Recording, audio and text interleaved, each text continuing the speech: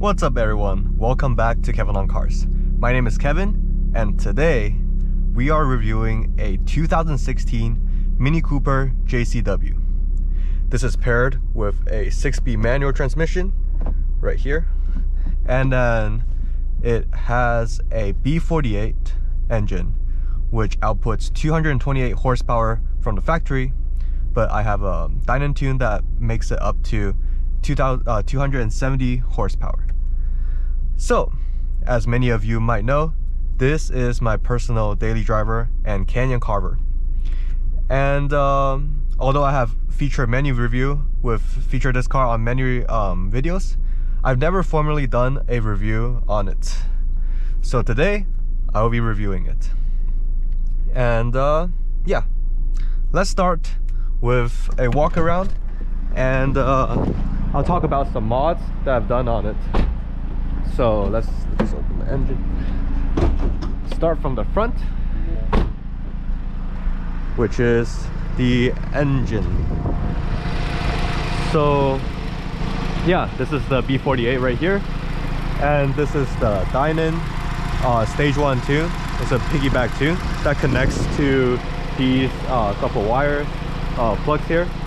And then I also have a CTS Turbo intake, which makes really cool fluttering sounds. And last but not least, I also painted the engine cover, which looks pretty cool. That matches like the red accent with the rest of the car. So yeah, that's pretty much it for the engine. And yeah. Oh yeah, since we're in the front, let's quickly talk about this color.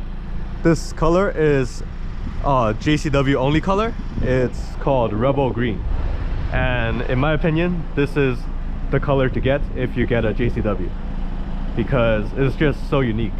Honestly, I've never seen another Mini on the road that has this green.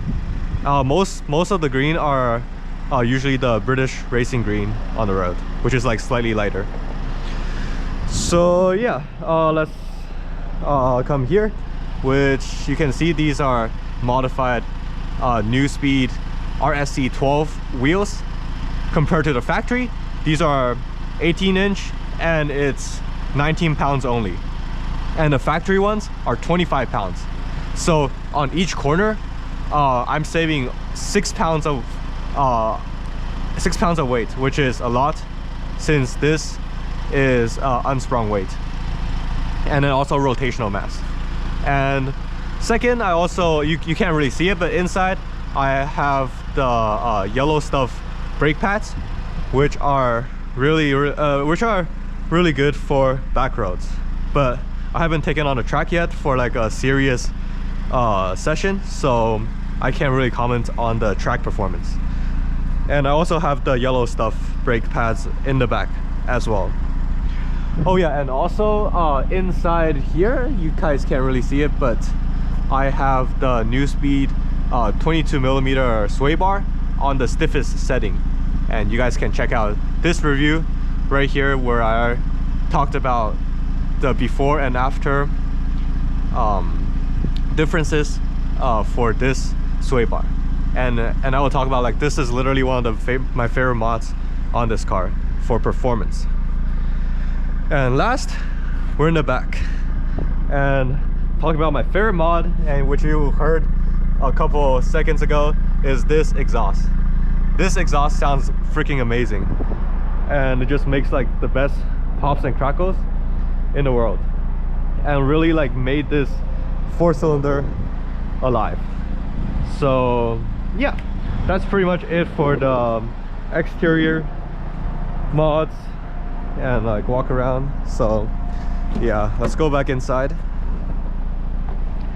to here and talk about some interior pieces and mods I've done. So this is actually the Cravenspeed short shifter kit, which makes the shifts super short and crisp. As you can hear, it's super awesome. And then on here I have the Tomei shift knob, which feels absolutely amazing for only 25 bucks. So I highly recommend this piece right here, like both the short shifter and the knob. And now we're inside. this is basically JCW that's spec'd out to the maximum. As you can see, there's the heads-up display with the sport mode on right now, of course, and then like all the heated seats and all the parking, or yeah, basically it's spec'd to the max. And then this has the infotainment system with nav, which I find it pretty useful when I'm going on a new road, so I can see like where the road is going while I'm driving. And I think that's pretty much it. I really like these seats. Just a quick comment, these bolster you really well, and on a long road trip they're still really comfortable. And yeah, and it looks pretty cool. Yep. All right, so without further ado, let's go for a quick drive.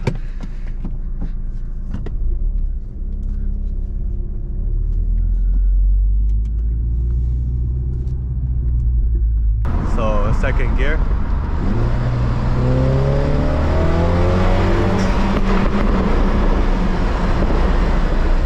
Yep. Yep.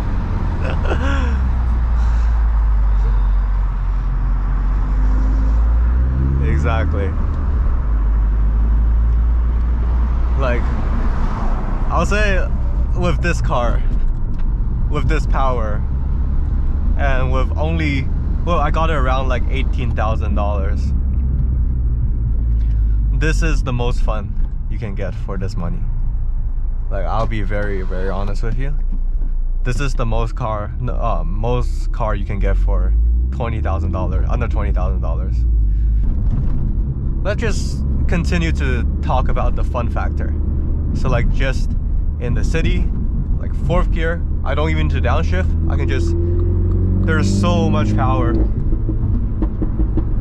Like, I have to brake here now, but just going through traffic with this small car, and with this super low maximum boost at around like 2,000 RPM. You get like maximum boost at 2,000 RPM. That's crazy.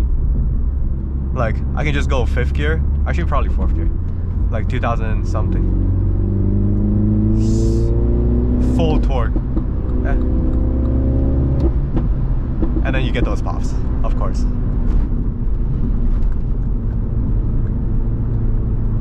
And then downshift. Listen to that. Like, what a great day.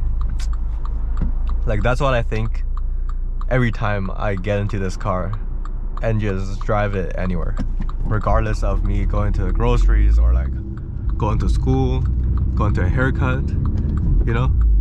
Like, you just 2nd gear full throttle, and then the torque steer, it just makes you have to work when you're driving this car, which is awesome.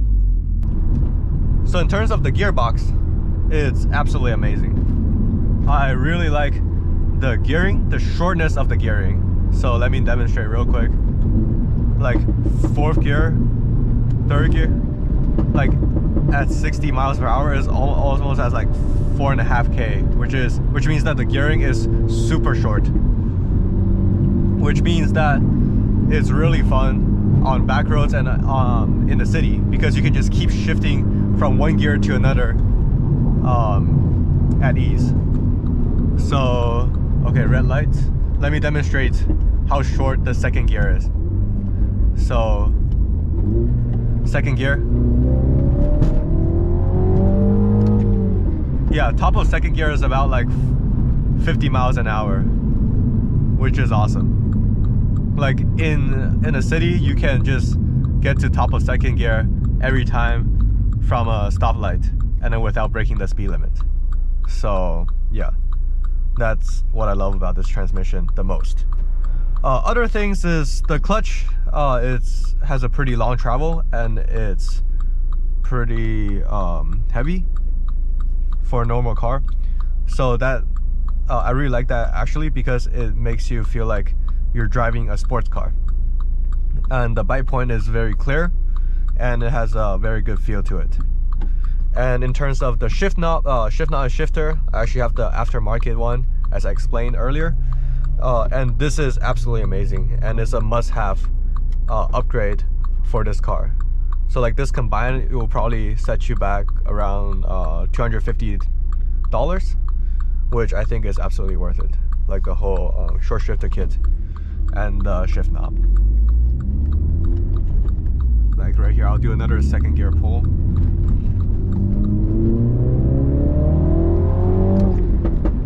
And then you get those pops, of course. So yeah, it's amazing. So when I'm looking at my first car, I was looking at around 20 to 25 grand for my budget. So within that range, we have obviously this car, as well as ND Miatas,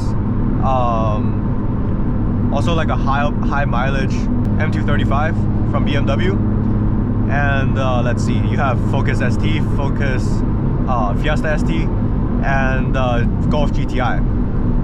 So I'll just quickly talk about the reason that I chose this car over the other ones, which I've test drove all of them.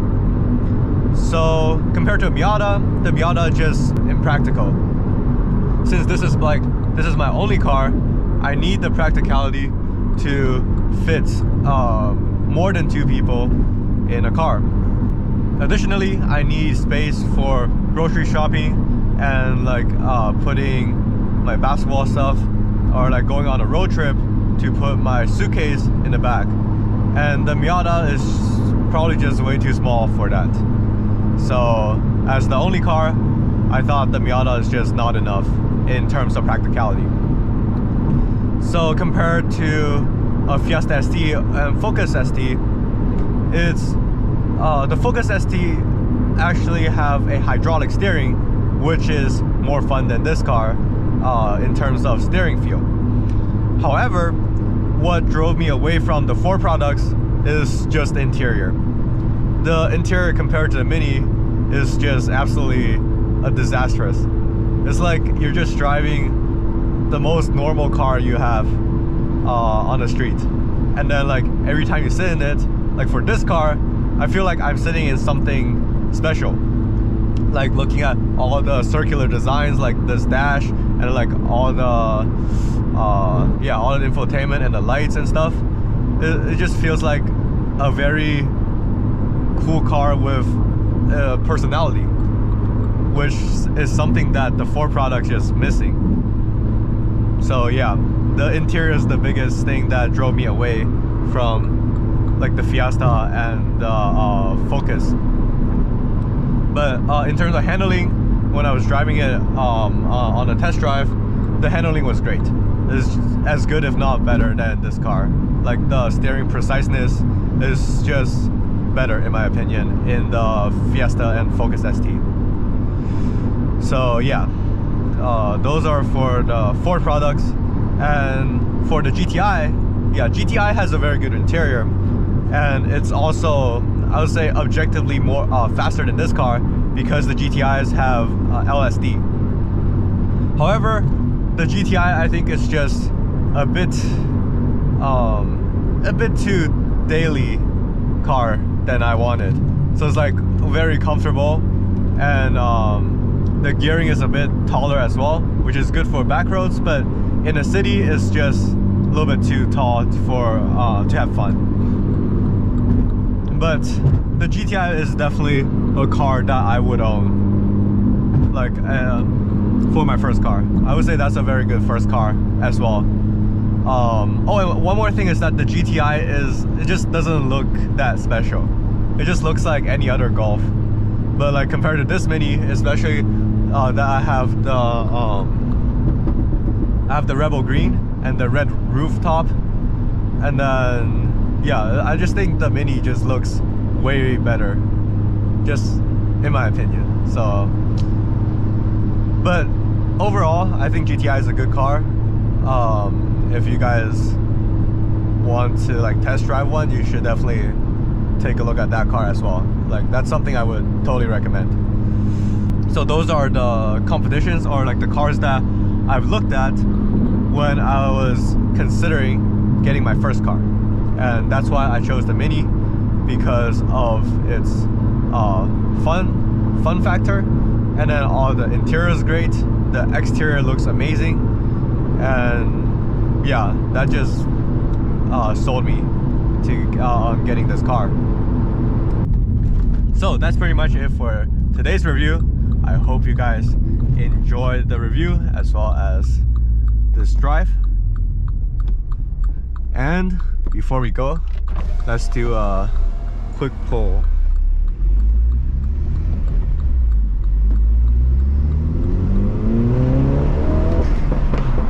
There you go. All right, as always, drive safe, have fun. See you guys next time. Bye.